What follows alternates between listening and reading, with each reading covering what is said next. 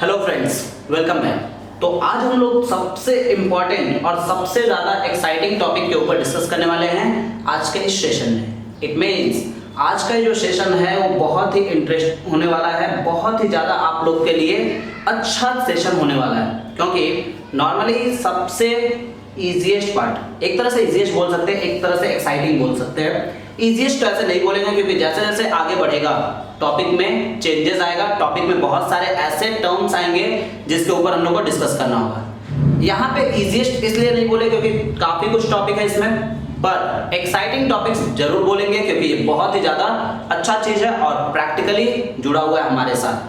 It means आप लोग सभी लोग देख के समझ में आ ही रहा होगा कि आज के सेशन में हम लोग डिस्कस करने वाले हैं प्रोबेबिलिटी के ऊपर, जो कि सबसे ज्यादा एक्साइटिंग टॉपिक होता है क्योंकि ये पूरा का पूरा प्रैक्टिकल टॉपिक है। मतलब यहाँ पे आपको प्रैक्टिकली सोचना है कि कैसे क्या किया जा सकता है। तो आइए टाइम नहीं लेते हुए ज्यादा डिस्कस करते हैं। ये जो हमारा वर्ड है प्रोबेबिलिटी, इसका मतलब क्या होता है। तो सबसे पहले बेसिकली हम लोग अगर बात करें कि प्रोबेबिलिटी, तो आप लोगों से अगर हम पूछे कि what do you mean by probability, तो आप लोग क्या बोलिएगा। आप लोग सभी जानते हैं कि अनसर्टेनिटी, इट मींस हमारे पास प्रोबेबिलिटी बोलने का मतलब क्या हुआ कि कंडीशंस लाइक चांसेस, या सिंपल वर्ड में बोले या हिंदी में बोले तो प्रोबेबिलिटी का मतलब होता है संभावनाएं, यानी कि पॉसिबिलिटीज।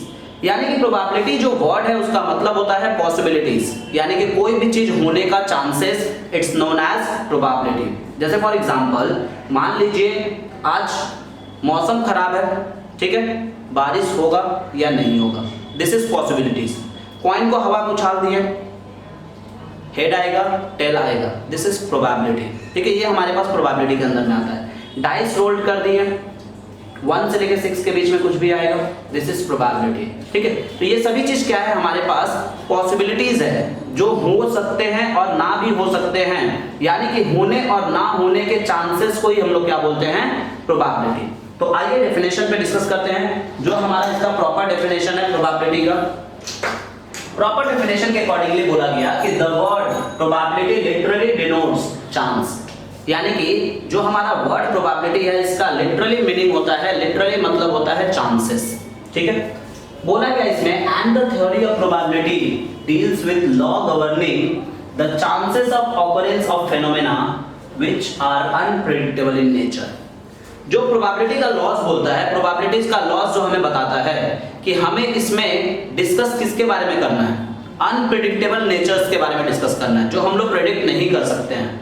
मतलब कि यहाँ पे एक वर्ड क्लियर कर रहा है प्रोबेबिलिटी में, प्रेडिक्शन डज नॉट अलाउड। मतलब यहाँ पे हम लोग प्रेडिक्ट नहीं कर सकते कि कोई भी चीज होगा ही होगा। जैसे अगर माने फॉर एग्जांपल बोले कॉइन टॉस किया और आप बोले कि हेड ही आएगा, ये अनप्रेडिक्टेबल हो गया। ठीक है, ये हम ना प्रेडिक्ट नहीं कर सकते हैं कि हेड ही आएगा, पर फिर भी हम बोलते हैं हेड आएगा, तो ये हमारे पास हो गया प्रोबेबिलिटी का कंडीशन जो प्रेडिक्टेबल नहीं होना चाहिए। तो यानी कि यही चीज बोला कि प्रोबेबिलिटी में हम लोग बात करते हैं deals with laws governing the chances of occurrence of phenomena which are unpredictable in nature.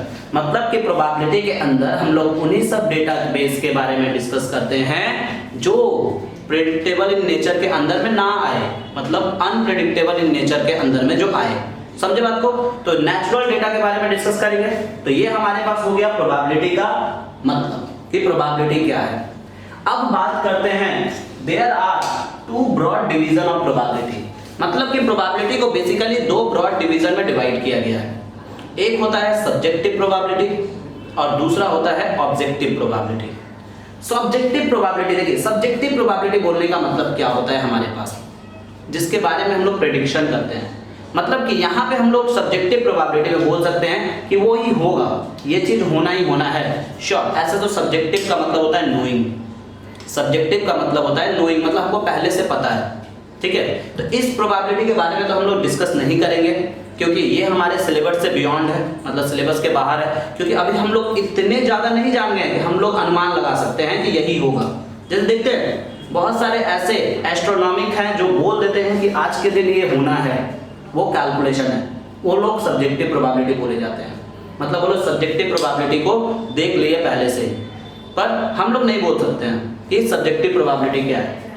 Objective probability बोलने का मतलब होता है जो नॉट नोइंग होता है, जिन सभी चीजों के बारे में हम लोग जानते नहीं, मतलब प्रेडिक्शन नहीं कर सकते हैं, तो वो चीज के बारे में हम लोग डिस्कस करेंगे यहाँ पे। यानी कि सब्जेक्टिव प्रोबेबिलिटी का मतलब हो गया कि जो हम लोग क्या कर सकते हैं, प्रेडिक्ट कर देंगे कि ये होना ही होना है और वो सच भी होगा, तो ये हमारे सिलेबस से बियॉन्ड है। ऑब्जेक्टिव प्रोबेबिलिटी का मतलब जिसके बारे में हम लोग जानते नहीं है, मे बी और may be not, may be और मे बी नॉट के कंडीशन में है, उसे हम लोग बोलेंगे ऑब्जेक्टिव प्रोबेबिलिटी। तो यानी कि ऑब्जेक्टिव प्रोबेबिलिटी में हमारे पास डिस्कस करना है। अब बात करते हैं जो इंपॉर्टेंट टर्म्स यूज्ड होता है प्रोबेबिलिटी में, कितने सारे टर्म्स यूज होते हैं प्रोबेबिलिटी में, उन सभी चीजों के ऊपर डिस्कस करते हैं। तो देखिए यहाँ पे टोटल 13 टर्म्स लिखे हैं जो प्रोबेबिलिटी में बेसिकली यूज किए जाते हैं समझने के लिए कि प्रोबेबिलिटी है क्या चीज एक्चुअल में। सबसे पहला टर्म हमारे पास है रैंडम एक्सपेरिमेंट, ठीक है। टर्म एक बार पढ़ के बता देते हैं, देन फिर लाइन से सबको एक्सप्लेन करेंगे। रैंडम एक्सपेरिमेंट, दूसरा है आउटकम्स, तीसरा इवेंट, चौथा सिंपल इवेंट, पांचवा कंपाउंड एंड कंपोजिट इवेंट, छठा म्यूचुअली एक्सक्लूसिव इवेंट, सातवां इक्वली लाइकली इवेंट, आठवां म्यूचुअली इंडिपेंडेंट इवेंट, 9 नंबर है हमारे पास exhaustive event, 10 number impossible, 11 number complementary event, 12 number sample space and 13 number event space. तो ये हमारे पास टोटल 13 टर्म्स है जो प्रोबेबिलिटी में बेसिकली प्रोबेबिलिटी को होल्ड करके रखा हुआ है। तो चलिए बारी बारी से एक-एक के बारे में डिस्कस करते हैं। What do you mean by random experiment? Random experiment का मतलब क्या होता है? तो देखिए, कोई भी काम को नॉन स्टॉप वे में किया जाना is known as random. Probability में रैंडम एक्सपेरिमेंट का मतलब होता है कि अगर मान लीजिए एक कॉइन को टॉस कर दिए, तो कॉइन जब तक हवा में है तब तक वो क्या है, रैंडम। इट मींस वहां से कुछ भी आ सकता है, हम प्रेडिक्शन नहीं कर सकते वहां पे कि क्या आएगा। तो ये हो गया हमारे पास रैंडम एक्सपेरिमेंट का मतलब। या और भी एग्जांपल ले सकते हो, डाइस को रोल कर दिया गया, ये भी बोल सकते हैं हम लोग रैंडम एक्सपेरिमेंट के अंदर। दूसरा आता है हमारे पास आउटकम्स। जैसे ही कॉइन जमीन पे गिरा, जैसे ही कॉइन हमारे पास जमीन पे गिरा, अब उससे कुछ ना कुछ रिजल्ट आएगा, this result is known as outcomes, ठीक है। उस रिजल्ट को हम लोग बोलते हैं आउटकम्स। पर अभी तक क्या रिजल्ट आया ये हमें पता नहीं है, अभी तक क्या रिजल्ट आया ये हमें नहीं पता है। यानी कि जो रिजल्ट का पहचान कराता है, दिस इज कॉल्ड इवेंट। मतलब कि जाओगे और जाके देखोगे कि क्या आया है, दिस इज कॉल्ड इवेंट। मतलब कि हेड और टेल को हम लोग बोलते हैं इवेंट्स। एक बार फिर रिपीट करते हैं इसी को। मान लीजिए आप लोग अभी पढ़े जा रहे हैं, नॉन स्टॉप पढ़े जा रहे हैं, आप लोगों को नहीं पता कि कब एग्जाम होने वाला है, ये है रैंडम। आप लोग पढ़ लिए, आप लोग का एग्जाम डेट आ गया, अब आप लोग एग्जाम देने गए, एग्जाम देके आपको लिख के आए, ये हो गया हमारे पास आपका लिखने के बाद जो रिजल्ट आया वो हो गया आउटकम्स। अब उस रिजल्ट में आप लोग पास हुए हैं कि फेल हुए हैं, ये हो गया हमारे पास इवेंट, ठीक है। ऐसे अगर आप श्योर हैं, आप सही लिख के आए हैं तो आप पास हो जाएंगे, ठीक है। पर अगर आप श्योर नहीं है तो आप प्रेडिक्शन करेंगे कि हो सकता है पास होंगे, हो सकता है नहीं पास होंगे, या चलिए पास फेल का बात छोड़ देते हैं, हो सकता है 9.8 सीजीपी आएगा मेरा, ठीक है। तो ये सभी चीज हमारे पास क्या कहलाता है, इवेंट। अगर आप श्योर होकर लिख के आए तो बोलेंगे कि 8 पॉइंट आएगा, अगर आप नहीं श्योर होकर लिखे तो बोलेंगे लमसम आएगा, दिस इज कॉल्ड इवेंट, ठीक है।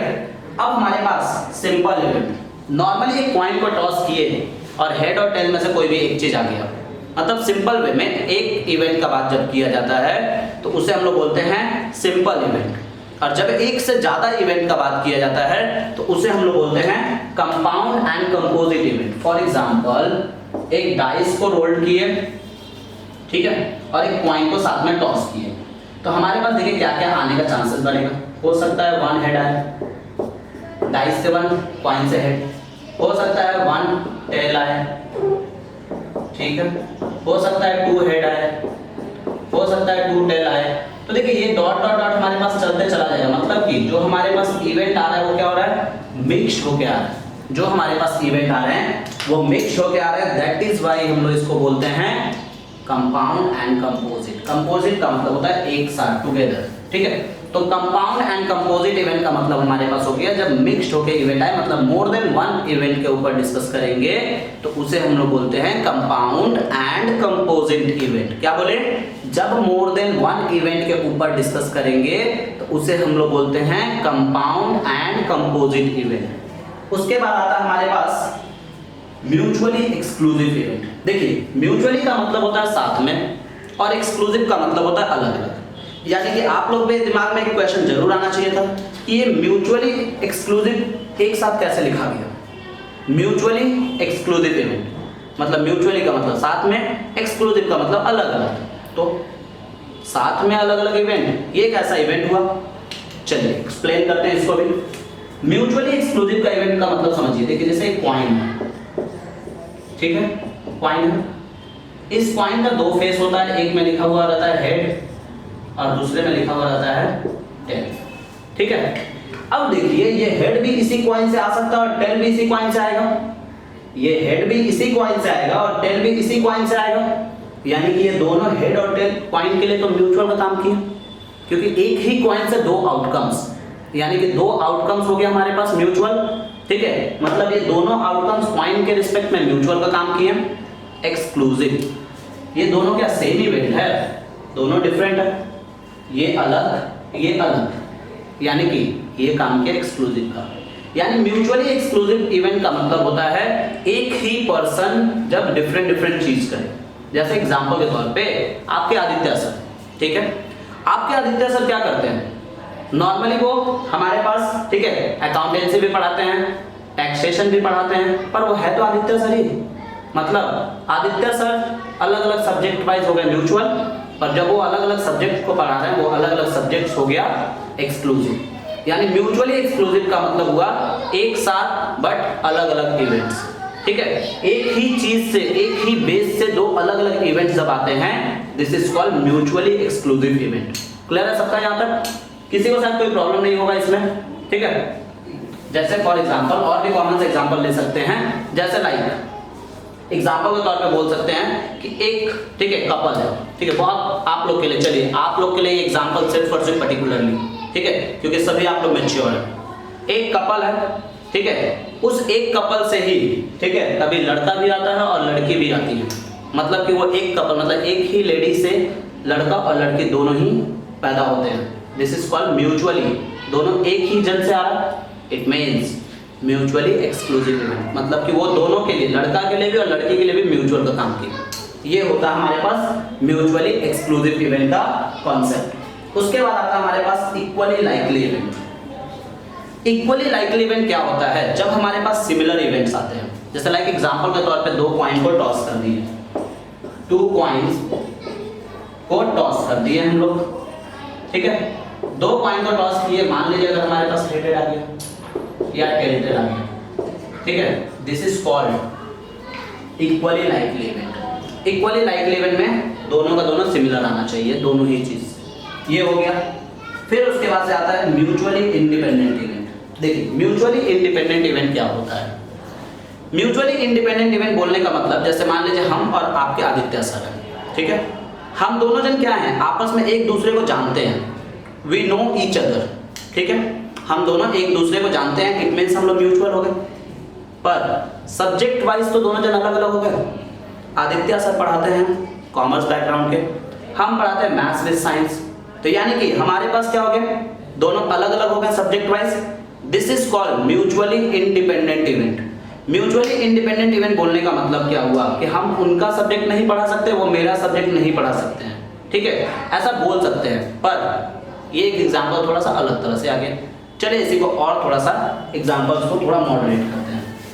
लाइक जैसे मान लीजिए ये एक कॉइन है, इस कॉइन से हेड और टेल आता है, ठीक है, अब ये कॉइन के ऊपर क्या है, कॉइन के ऊपर तो म्यूचुअल है दोनों, पहले ही हम लोग इसको समझे थे कि कॉइन के लिए दोनों म्यूचुअल है, पर क्या हेड टेल के ऊपर डिपेंडेंट होता है कि नहीं, टेल आएगा तभी हम आएंगे हेड, ऐसा नहीं है, हेड अपना इंडिविजुअली आ सकता है, टेल अपना इंडिविजुअली आ सकता है, इट मीन्स दोनों किसी के ऊपर डिपेंडेंट नहीं है, दोनों कॉइन के ऊपर ही डिपेंडेंट है, यानी कॉइन के ऊपर डिपेंडेंट होने की वजह से दोनों को बोले म्यूचुअल, और दोनों का इंडिपेंडेंसी है इसीलिए हम लोग बोले इंडिपेंडेंट इवेंट। जैसे फॉर एग्जांपल और भी ले सकते हैं एक डाइस को, अगर एक डाइस को थ्रो कर रहे हैं, पूछे कि what is the probability of getting even number और what is the probability of getting odd number, तो ये दोनों क्या हो गया, इंडिपेंडेंट हो गया, इवन का अलग प्रोबेबिलिटी निकलेगा और ऑड का अलग प्रोबेबिलिटी निकलेगा, ना ही इवन ऑड के ऊपर डिपेंडेंट है, ना ही ऑड इवन के ऊपर डिपेंडेंट है, this is called mutually independent event.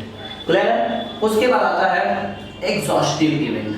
चलिए एग्जॉस्टिव का मतलब क्या होता है, अच्छा तो आप लोग से पूछा जाए तो एग्जॉस्टिव का मतलब बोलेंगे आप लोग एब्जॉर्ब कर लेना, नहीं, ठीक है, एग्जॉस्टिव का मतलब होता है हमारे पास one sure event always occur, मतलब कि कोई भी काम करेंगे तो one sure event always occurs. ठीक है, एक श्योर इवेंट हमेशा आएगा आपके पास, मतलब एक चीज का श्योरिटी आपके पास हमेशा रहेगा। कोई भी आप काम करिए, कोई भी आप काम कर लीजिए, एक चीज का श्योरिटी आपके पास हमेशा दिया रहेगा। जैसे मान लीजिए कॉइन को टॉस करते हैं, तो कॉइन को टॉस करते हैं तो हम लोग जानते हैं कि हेड और टेल में से कोई एक चीज आएगा ही आएगा, मतलब हमारे पास एक चीज का श्योरिटी हमेशा रहता है कि कोई ना कोई एक चीज आना ही आना है श्योर। तो ये हो गया हमारे पास एग्जॉस्टिव का मतलब वन श्योर इवेंट हमेशा, मतलब कुछ नहीं तो वन प्रोबेबिलिटी जरूर आएगा। फिर उसके बाद से इम्पॉसिबल इवेंट, एक डाइस को रोल किया और 7 आ गया। सभी को पता है कि डाइस में हमारे पास 6 तक नंबर होते हैं, तो 7 तो आ नहीं सकता है, यानी कि डाइस को रोल किया और 6 आ गया, 7 आ गया, ये हो गया इम्पॉसिबल इवेंट। मतलब जो नहीं हो सकता है उसे हम लोग बोलते हैं इम्पॉसिबल इवेंट। क्लियर है? उसके बाद आता है कॉम्प्लीमेंट्री इवेंट। कॉम्प्लीमेंट्री इवेंट को थोड़ा देर तक पेंडिंग रखते हैं क्योंकि इसको अभी बाद में समझेंगे। अभी इसके बाद हम लोग समझ लेते हैं सैंपल स्पेस। सैंपल स्पेस का मतलब क्या होता है, देखो जैसे अगर एक डाइस को रोल की है तो जो उसका आउटकम्स आ रहा है, जो पॉसिबिलिटीज बन रहा है, this is called sample space. ठीक है, ये हमारे पास हो गया सैंपल स्पेस। मतलब कि एक डाइस को रोल करेंगे तो इसी 6 में से कुछ ना कुछ आएगा, इसे हम लोग बोलते हैं सैंपल स्पेस। इवेंट स्पेस, इसी में से अगर मान लीजिए हम पूछ लिया आपसे कि what is the probability of getting even number या what is the event of even number, तो यानी कि 2, 4 और 6, मतलब जिस चीज के बारे में प्रोबेबिलिटी में हमसे बोला जाए, this is called event space. तो ये हुआ हमारे पास प्रोबेबिलिटी का बेसिक नॉलेज, जिसके बारे में हम लोग डिस्कस किए। आगे और भी हम लोग डिस्कस करेंगे प्रोबेबिलिटी के वो बेसिक के बारे में, और ज्यादा डीप में जाके डिस्कस करेंगे। तो ये तो पूरा डीपली नॉलेज दे दी आपको, प्रोबेबिलिटी कहाँ से आया, किस तरह से आया, क्या क्या टर्म्स होते हैं उन सभी चीजों में। तो आई होप आप लोग को क्लियर हुआ होगा ये, तो आप लोग इसे नोट डाउन कर लीजिए। नेक्स्ट टॉपिक के ऊपर डिस्कस करते हैं हम लोग प्रोबेबिलिटी में। तो चलिए आप लोग इसे वीडियो को पॉज करके नोट डाउन कर लीजिए फटाफट। तो आई होप आप लोग नोट डाउन कर लिए होंगे इसको। तो आगे के पार्ट में डिस्कस करते हैं। तो देखिए आगे के पार्ट में डिस्कस करने से पहले हम आप लोगों को बता दें कि इस पार्ट में हम लोग को इन्हीं सब टॉपिक के ऊपर डिस्कस करना था। मतलब कि इन द सेंस अगर हम बोले कि यहाँ पे हमारे पास जो भी टर्म्स है, जो भी टर्म दिए गए हैं, ये सब बेसिक पार्ट है प्रोबेबिलिटी का। तो आप लोग नोट डाउन कर ही लिए होंगे पॉज करके वीडियो को। तो चलिए इसे रब करते हैं और डिस्कस करते हैं अब प्रोबेबिलिटी के ऊपर ही कि प्रोबेबिलिटी है क्या चीज। ये तो हम लोग पढ़े इसका थ्योरी के बारे में कि प्रोबेबिलिटी क्या होता है। अब हम लोग डिस्कस करना है प्रोबेबिलिटी के ऊपर कि प्रोबेबिलिटी का मतलब हम लोग प्रैक्टिकली कैसे इसका यूज करते हैं प्रोबेबिलिटी का। तो देखिए बेसिकली जो बात किया जाता है प्रोबेबिलिटी में, ठीक है, प्रोबेबिलिटी अगर डिस्कस किया जाए तो एक्चुअली 2 टॉपिक के ऊपर टिका हुआ है। अगर प्रैक्टिकल बात करें तो एक है फेवरेबल कंडीशन, जिसको हम लोग फेवरेबल प्रोबेबिलिटी भी बोलते हैं, और एक होता है हमारे पास अनफेवरेबल कंडीशन।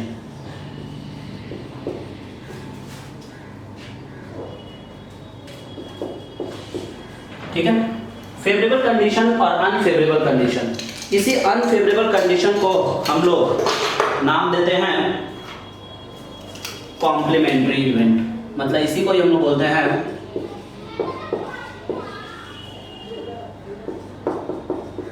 कॉम्प्लीमेंट्री। ठीक है, चलिए डिस्कस करते हैं फेवरेबल और अनफेवरेबल कंडीशन। उससे पहले नोट बोल के कुछ पॉइंट लिख देते हैं जो आप लोग दिमाग में रखिएगा, इसे याद रखिएगा। पहला पॉइंट को देखिए, पहला नंबर प्रोबेबिलिटी का जो पॉइंट है नोट बोल के कि probability is always less than equals to 1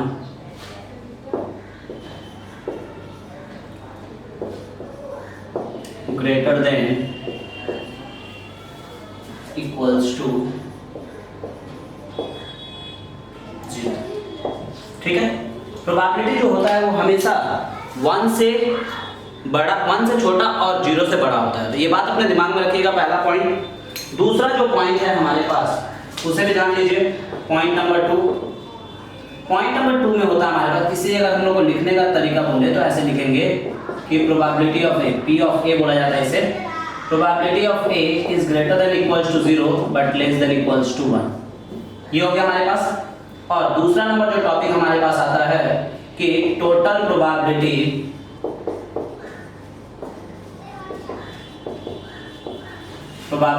is always 1। ठीक है, मतलब होने का चांसेस और नहीं होने का चांसेस को मिलाते हुए जो बनता है हमारे पास टोटल प्रोबेबिलिटी, जो होता है हमेशा 1। यहाँ पे फेवरेबल कंडीशन का मतलब अगर हम हिंदी में लिखे आप लोग को तो मतलब होता है होने का चांसेस, और अनफेवरेबल कंडीशन में हम लोग लिखते हैं नहीं होने का चांसेस।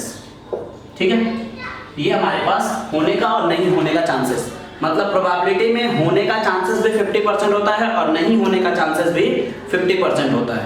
तो यही चीज हम लोग डिस्कस किए यहाँ पे। अब जो हम लोग इसमें डिस्कस करने वाले हैं प्रोबेबिलिटी में, वो बेसिकली प्रोबेबिलिटी के बारे में डिस्कस करेंगे फेवरेबल कंडीशन में। तो टॉपिक बनाएंगे हम लोग फेवरेबल कंडीशन। ठीक है, चलिए बात करते हैं कि फेवरेबल कंडीशन हमारे पास एक्चुअल में होता क्या है। देखिए फेवरेबल कंडीशन में उससे पहले probability is denoted by P of A or it is known as probability of getting। ठीक है, गेटिंग मतलब होने का चांसेस क्या है, तो इसे हम लोग प्रोबेबिलिटी ऑफ गेटिंग बोलते हैं, जो कि बता दिया आपको पहले यहाँ पे। अब देखिए फेवरेबल कंडीशन के लिए जो प्रोबेबिलिटी का फॉर्मूला होता है, P of A is equals to होता है number of favourable outcomes divided by total number of outcomes, जिसे हम लोग शॉर्ट में लिखते हैं P of A is equals to M by N। और यहाँ पे M को बोलते हैं फेवरेबल आउटकम्स और N को बोलते हैं टोटल नंबर ऑफ आउटकम्स। जैसे फॉर एग्जांपल मान लीजिए अगर क्वेश्चन पूछा गया कि if a dice is rolled, dice is rolled once, what is the probability of getting even number, short में एकदम even number। ठीक, तो हम लोग इसको सॉल्व कैसे करेंगे देखिए ध्यान से। सैंपल स्पेस हमारे पास, सैंपल स्पेस इसका बनेगा हमारे पास 1 2 3 4 5 6। इवेंट स्पेस इसका बनेगा जो हो गया टोटल n इक्वल्स टू हो गया n equals to 6। Event space बनेगा हमारे पास, इवेंट नंबर हो रहा है 2 4 6, यानी कि हो गया m इक्वल्स टू 3, यानी probability of a equals to 3/6 यानी कि हाफ। ठीक है, यही आंसर हो गया हमारे पास। तो ये हो गया इस तरह का सिंपल प्रोबेबिलिटी का क्वेश्चन। ठीक है, अब जो हम लोग बात करने वाले हैं वो बात करने वाले हैं unfavourable condition, it means complementary के ऊपर। तो इससे पहले आप लोग नोट डाउन कर लीजिए, फिर हम लोग बात करते हैं अनफेवरेबल कंडीशन के ऊपर कि अनफेवरेबल कंडीशन क्या है। वीडियो को पॉज करके नोट डाउन कर लीजिएगा इसे। तो डिस्कस करते हैं अनफेवरेबल कंडीशन के ऊपर कि हमारे पास अनफेवरेबल कंडीशन होता क्या है और इसमें हमें किन सभी चीजों के ऊपर डिस्कस करना है। तो बेसिकली देखिएगा, आप ध्यान दीजिएगा कि क्या क्या होता है अनफेवरेबल कंडीशन में। तो देखिए unfavourable condition it means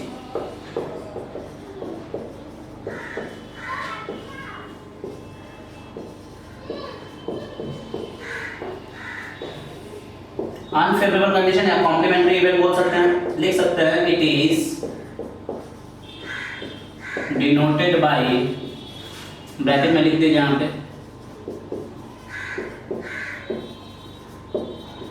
complementary भी, इट इज डिनोटेड बाय ए का सी, ए का डैश और ए का बार, इस 3 साइन से डिनोट किया जाता है, इसे लिखा जाता है। मतलब कॉम्प्लीमेंट को पहचानने के लिए 3 साइन को ध्यान देंगे। और हमारे पास जो प्रोबेबिलिटी ऑफ ए होता है वो ऐसे लिखते हैं, P of A complement is equals to number of unfavourable outcomes by total number of outcomes. अब हमारे पास फेवरेबल दिया हुआ था m और टोटल दिया हुआ था n, यानी कि फेवरेबल दिया हुआ है m, टोटल दिया हुआ n, यानी अगर हमको बोला गया कि आप निकालिए अनफेवरेबल कंडीशन, तो टोटल में से फेवरेबल को माइनस कर लेंगे। इट मींस टोटल में से फेवरेबल को माइनस करने के बाद जो बचेगा वो अनफेवरेबल होगा बाई टोटल, यानी कि P of A complement is equals to n by n, separate कर देना है m बाई n, यानी कि हमारे पास आया P of A complement is equals to, cut गया मीन्स 1 और यहाँ हो गया P ऑफ A, यानी कि फाइनली हमारे पास हुआ P of A complement equals to 1 minus P of A, जिसको हम लोग बोलते हैं कॉम्प्लीमेंट्री इवेंट। यानी कि अगर हमको कॉम्प्लीमेंट्री निकालना है तो टोटल में से माइनस कर लेंगे, क्योंकि टोटल प्रोबेबिलिटी हमेशा 1 होता है, और 1 में से उस चीज को माइनस कर लेंगे जिसका कॉम्प्लीमेंट निकालना है। तो यानी कि हमारे पास हो गया, मतलब इससे हमारे पास एक और चीज वेरीफाई हो रहा है कि टोटल प्रोबेबिलिटी हमेशा 1 कैसे होता है, देख लीजिए, होने का चांसेस प्लस नहीं होने का चांसेस इज इक्वल्स टू हमेशा होता है 1। तो ये हो गया हमारे पास प्रोबेबिलिटी का बेसिक कॉन्सेप्ट, जिसके ऊपर हम लोग डिस्कस किए। इससे रिलेटेड क्वेश्चंस, जैसे मान लीजिए उसी में हमारे पास बोला था कि what is the probability of getting even number, मतलब ऑड नंबर का निकाल के अगर 1 में से माइनस करते हैं तो इवन नंबर का प्रोबेबिलिटी निकल जाता, तो बात बराबर ही होता है उस तरह से भी। तो ये हुआ प्रोबेबिलिटी का बेसिक टर्म, जिसके बारे में डिस्कस किया, जो नॉर्मली क्वेश्चन इस पे आता ही है। जैसे मान लीजिए एक और क्वेश्चन बोला गया यहाँ पे कि जैसे फॉर एग्जांपल मान लीजिए अ बैग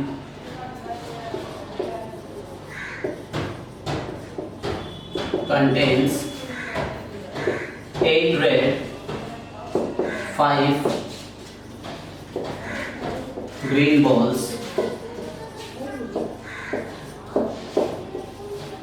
What is the, या फिर यहाँ पे लिखा रहेगा one ball is drawn at random from the bag. What is the probability of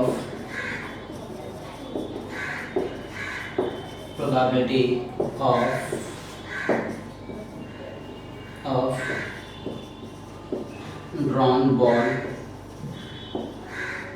will be red? ठीक, ये लिख दिया तो बहुत आसानी से हो जाएगा। देखिए क्या करेंगे, सबसे पहले टोटल बॉल सॉल्यूशन में, टोटल बॉल्स अपने पास कितना हो जा रहा है 8 + 5 यानी कि 13 बॉल हो जा रहा है। ठीक, रेड बॉल का प्रोबेबिलिटी निकालना है तो लिखेंगे यहाँ पे probability of 1 red ball is equals to, red है अपने पास 8/13, आंसर हो गया खत्म। तो सोचिए इस तरह का क्वेश्चन था हमारे पास ये। तो देखिए ऐसे ऐसे करके हम लोग को क्वेश्चन दिए रहेंगे जिसको हम लोग को सॉल्व करना रहेगा बेसिक में, पर यही अगर हम लोग का लेवल बढ़ाएंगे तो यहाँ से हम लोग का नेक्स्ट टॉपिक जो चालू होता है, this is called addition theorem of probability, जिसके बारे में हम लोग डिस्कस करेंगे। तो आप लोग इससे पहले नोट डाउन कर लीजिए एंड देन हम लोग डिस्कस करते हैं एडिशन थ्योरम ऑफ प्रोबेबिलिटी के ऊपर कि एडिशन थ्योरम ऑफ प्रोबेबिलिटी क्या है। पॉज करके नोट डाउन कर लीजिएगा इसे। तो एडिशन थ्योरम ऑफ प्रोबेबिलिटी पे डिस्कस करने से पहले कुछ चीजों के ऊपर हम आप लोग को यहाँ पे डिस्कस कर देते हैं, जो आप लोग थोड़ा ध्यान दीजिएगा। जैसे मान लीजिए कि अगर हम लोग 2 डाइस को थ्रो करेंगे तो हमारे पास आउटकम्स क्या क्या आएंगे, ठीक है। जैसे एक एग्जांपल के तौर पर मैं यहाँ पे क्वेश्चन लिख रहा हूँ। अगर बोला 2 डाइस या लिख रहे 2 कॉइन्स आर टॉस्ड वंस, या टुगेदर भी बोल सकते हैं, tossed once, what is the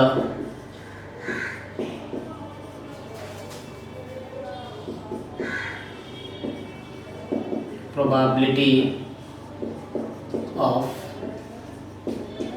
getting all heads, बोल देगा heads। दूसरा क्वेश्चन यहाँ पे बोलेगा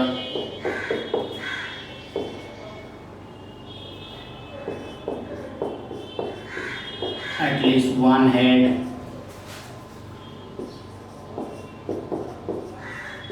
तीसरा क्वेश्चन भी दे सकता है एग्जैक्टली 1 हेड। तो देखिए क्वेश्चन तो बढ़ा सकते हैं अपने मन से, क्वेश्चन तो हम लोग दे सकते हैं, कोई भी कितना बड़ा बढ़ा सकते हैं। सॉल्यूशन क्या होगा देखिए ध्यान से। अगर मान लीजिए हमारे पास 2 कॉइन को टॉस किया तो हम लोग सबसे पहले लिखेंगे टोटल आउटकम्स। सॉल्यूशन में टोटल आउटकम्स इक्वल्स टू हो जाएगा 4, 2 कॉइन को 2 × 2, कॉइन के केस में 4, डाइस के केस में भी। मतलब जब कोई भी काम साथ में करेंगे प्रोबेबिलिटी में तो उसके ऑब्जर्वेशन को मल्टीप्लाई करेंगे, ये बात आप लोग दिमाग में रखिएगा। यानी टोटल आउटकम्स 4 हो गया, सैंपल स्पेस इसका बन जाएगा head head head tail tail head और टेल टेल, ये 4 बना। प्रोबेबिलिटी बोला है हमें निकालने के लिए ऑल हेड्स, यानी कि पहला नंबर क्वेश्चन में probability of all heads is equals to, हमारे पास देखिए ऑल हेड्स में सिर्फ एक ही आएगा, ठीक है ना, तो यानी कि 1/4 हो जाएगा। दूसरा क्वेश्चन जो बोला है probability of at least 1 head. At least 1 head बोलने का मतलब क्या होता है देखिए, यहाँ पे इवेंट स्पेस लिख देते हैं। हेड हेड भी हो सकता है, हेड टेल भी हो सकता है और टेल हेड भी हो सकता है, यानी कि 3/4 आ जाएगा। तो ये सभी चीजें जो हम लोग को दिमाग में रखना है कि ऑल बोला है, एग्जैक्टली बोला है या एटलीस्ट बोला है। अगर ये 3 कॉइन होता तो क्या होता, 8 आउटकम्स आते हैं। 8 आउटकम्स का मान लीजिए 3 कॉइन बोल दिया, ठीक है, 3 कॉइन बोल दिया, तो 3 कॉइन में हम लोग क्या करेंगे, लिखेंगे इसका आउटकम्स का head head head head head tail head tail head head tail tail, ठीक है। फिर उसके बाद से हमारे पास tail head head tail tail head, फिर उसके बाद से टेल हेड टेल और लास्ट में टेल टेल टेल, हो गया बस 8 outcomes.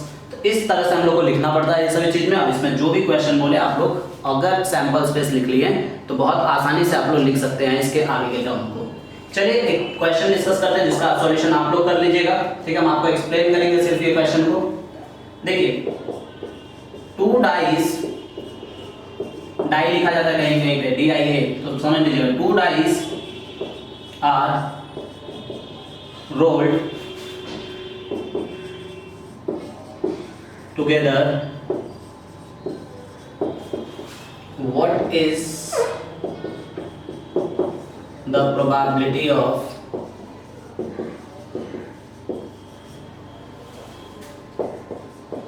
getting,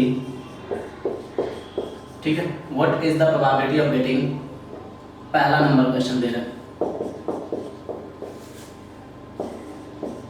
sum as an even number। दूसरा नंबर क्वेश्चन लिख रहा है doublet of prime number। तीसरा नंबर क्वेश्चन लिख रहा है sum is multiple of 3। चौथा number sum as an prime number। पांचवा number same number on both dice. छठा number, sum is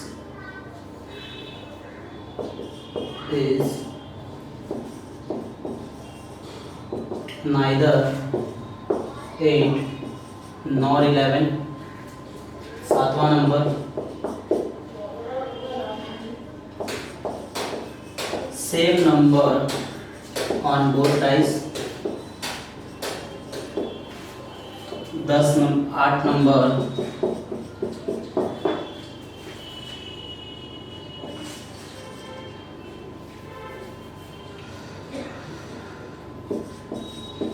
both are even number, 9 number,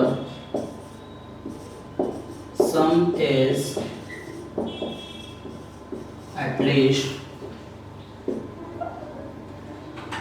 9। 10 number,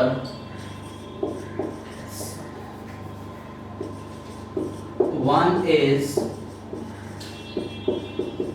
multiple of 3, other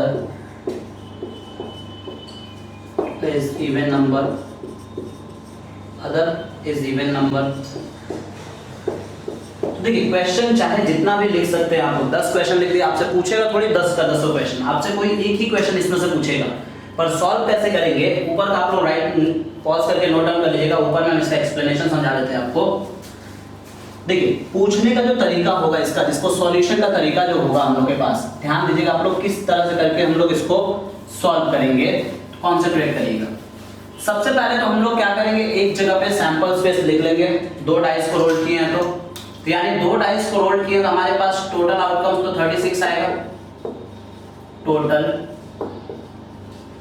outcomes होता है 36। दो बहुत सारे बच्चे के दिमाग में 12 भी आता है, 6 + 6 प्लस नहीं करना है, टुगेदर है तो यानी कि मल्टीप्लाई। अब देखिए इसका आउटकम्स क्या आएगा, 1 1 आ सकता है, 1 2 1 3 1 4 1 5 1 6 2 1 2 2 2 3 2 4 2 5 2 6, फिर उसके बाद से 3 1 3 2 3 3 3 4 3 5 3 6 4 1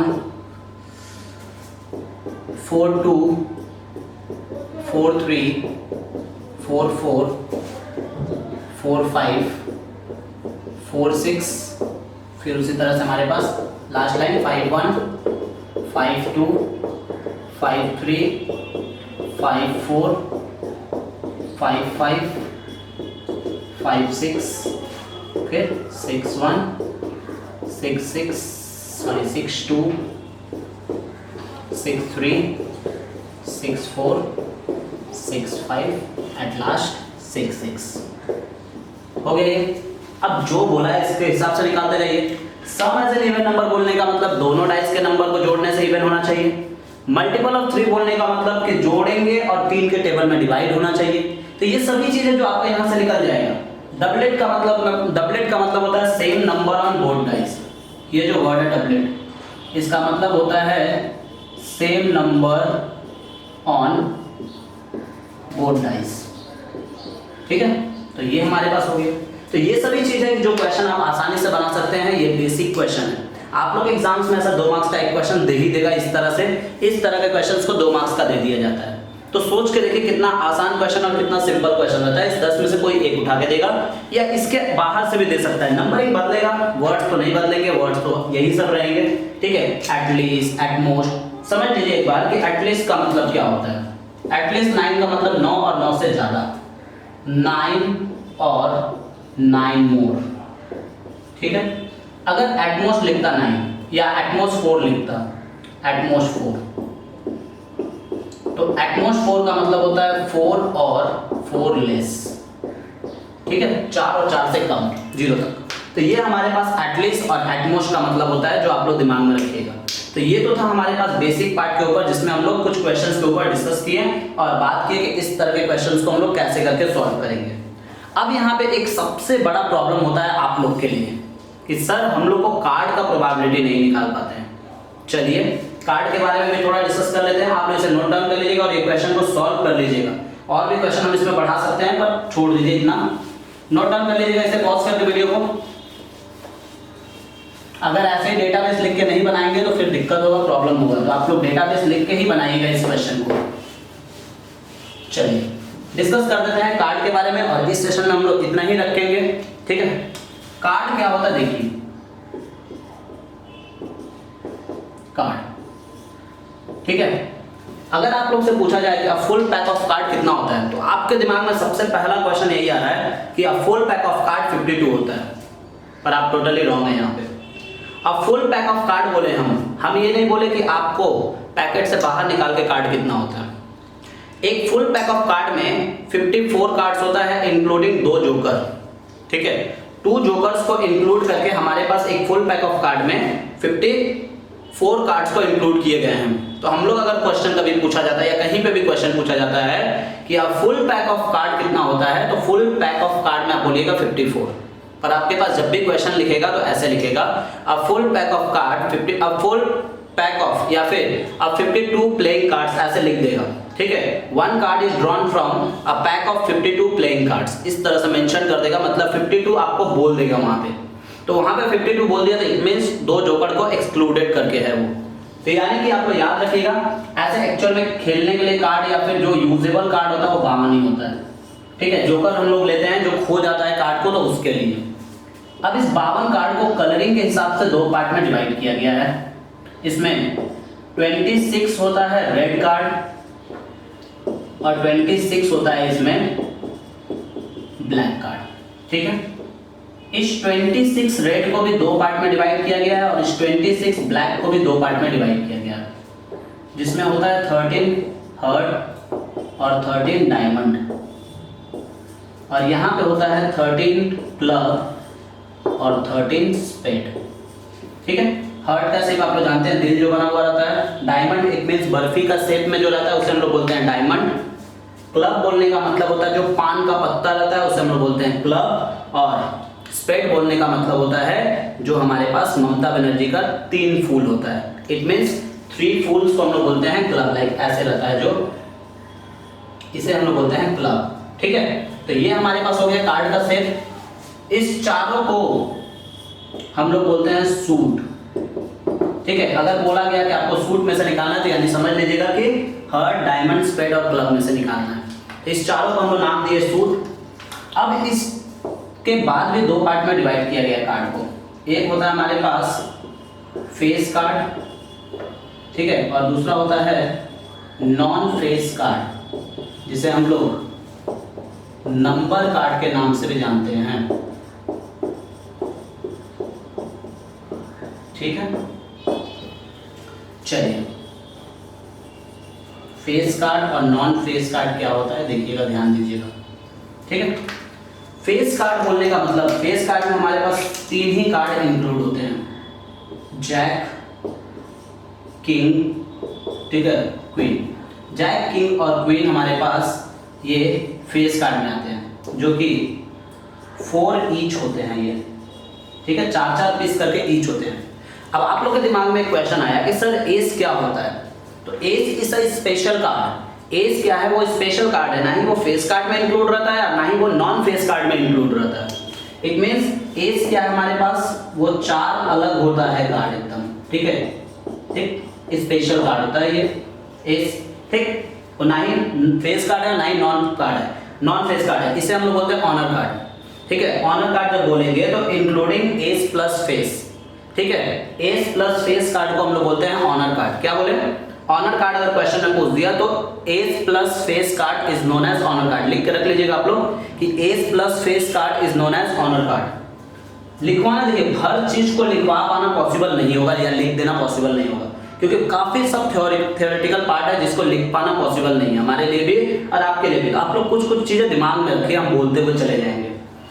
यहाँ हो जाएगा 2, 3, 4, 5, 6, 7, 8, 9 और 10। ठीक है, ये सभी कार्ड को हम लोग बोलते हैं नंबर कार्ड। ठीक है, ये भी हमारे पास क्या होता है 4 ईच होता है, मतलब 4-4 करके सभी कार्ड है। अब देखिए, अगर मान लीजिए हमारे पास 4 किंग को बोले कि कलरिंग के हिसाब से ब्रेक करना है, कलरिंग के हिसाब से 4 किंग को ब्रेक करना है, तो जब कलरिंग के हिसाब से बात करेंगे तो इस 4 किंग में 2 रेड किंग होता है और 2 ब्लैक किंग होता है। इसका ये मतलब नहीं कि सिर्फ किंग में ही होता है, ये जितने भी 4-4 करके कार्ड हैं उन सभी में यही कॉन्सेप्ट होता है, 2 रेड 2 ब्लैक। और अगर सूट के हिसाब से किंग को ब्रेक किया जाए, किसके हिसाब से, सूट के हिसाब से अगर किंग को ब्रेक किया जाता है तो इसमें 4 सूट आते हैं। ठीक है, एक हार्ट, एक डायमंड, एक क्लब और एक स्पेड, मतलब कि चारों सूट में से एक एक कार्ड होते ही है हमेशा। तो ये चीज आप लोग अपने दिमाग में रख लीजिएगा कि ये पूरा कार्ड का कॉन्सेप्ट हुआ कि कार्ड में कैसे करके बात किया जाता है। अब फुल पैक ऑफ कार्ड हमारे पास होता है 54, पर well suffered pack of card बोला तो बोलेंगे 52। सफर्ड करने का मतलब फेटना होता है, फेट के हमारे पास कार्ड हम लोग फेटते टाइम हम लोग 2 जोकर को निकाल देते हैं उसमें से। तो ये हुआ कार्ड का स्ट्रक्चर, और कार्ड का स्ट्रक्चर तक ही आज हम लोग रहने देते हैं। नेक्स्ट जो है हमारे पास topic addition theorem of probability, वो हम लोग डिस्कस करेंगे इसके नेक्स्ट पार्ट में। तो आई होप आप लोग को समझ में आया होगा यहाँ तक। अगर आप लोगों को कोई भी चीज का प्रॉब्लम होता है या किसी भी तरह का दिक्कत होता है तो आप लोग डायरेक्टली पूछ सकते हैं, जो कि हम हर वीडियो में ये बात बोल रहे हैं कि आप लोग आराम से पूछ सकते हैं, बिना हेजिटेशन के पूछ सकते हैं, कोई प्रॉब्लम नहीं है। तो आई होप, हमको नहीं लगता कि प्रोबेबिलिटी में कोई आप लोग को दिक्कत होगा। बॉल्स के लिए बोला या बैग्स के लिए बोला तो आप लोग नॉर्मली तरीका लगाइएगा। एक और चीज अगर छोटा सा यहाँ पे डिस्कस कर दे कि प्रोबेबिलिटी में जब भी किसी भी चीज को साथ में बोला है तो यानी उसके ऑब्जर्वेशन को करेंगे मल्टीप्लाई, और जब भी अलग अलग बोला है तो उसके ऑब्जर्वेशन को करेंगे ऐड। तो इसका यूज हम लोग करेंगे आगे के प्रोबेबिलिटी। जैसे अगर मान लीजिए कि बोला 2 बॉल को एक साथ निकालना है तो वहां पे ऑब्जर्वेशन मल्टीप्लाई होगा। ठीक है, अगर मान लीजिए बोला गया कि 2 बॉल को निकालना है एक साथ, यानी 2 बॉल को एक साथ निकालना है, यानी उसके ऑब्जर्वेशन को मल्टीप्लाई करेंगे। और अगर मान लीजिए बोला गया कि 2 कार्ड को निकालना है एक साथ, तो 2 कार्ड को भी निकालने के लिए हम लोग ऑब्जर्वेशन को मल्टीप्लाई करेंगे। और अगर मान लीजिए बोला कि 1 निकाला गया फिर उसके बाद 1 निकाला गया, तो यहाँ पे प्रोबेबिलिटी को हम लोग करेंगे ऐड, क्योंकि 2 अलग अलग टाइम्स में निकाला गया है। तो ये था हमारे पास प्रोबेबिलिटी का बेसिक पार्ट, जिसके ऊपर हम लोग डिस्कस किया आज के इस क्लास में। नेक्स्ट क्लास में हम लोग डिस्कस करेंगे एडिशन थ्योरम ऑफ प्रोबेबिलिटी के ऊपर, जो कि सबसे इंपॉर्टेंट पार्ट होता है प्रोबेबिलिटी का हायर लेवल के लिए। तो आई होप आप लोगों को समझ में आया होगा यहाँ तक। कोई भी प्रॉब्लम या किसी भी तरह का दिक्कत हो तो आप लोग हमसे पूछ सकते हैं, डायरेक्टली कॉल करके, मैसेज करके, या कहीं पे भी किसी भी थ्रू आप लोग आराम से इस चीज़ के बारे में पूछ सकते हैं। तो चलिए मिलते हैं नेक्स्ट पार्ट में।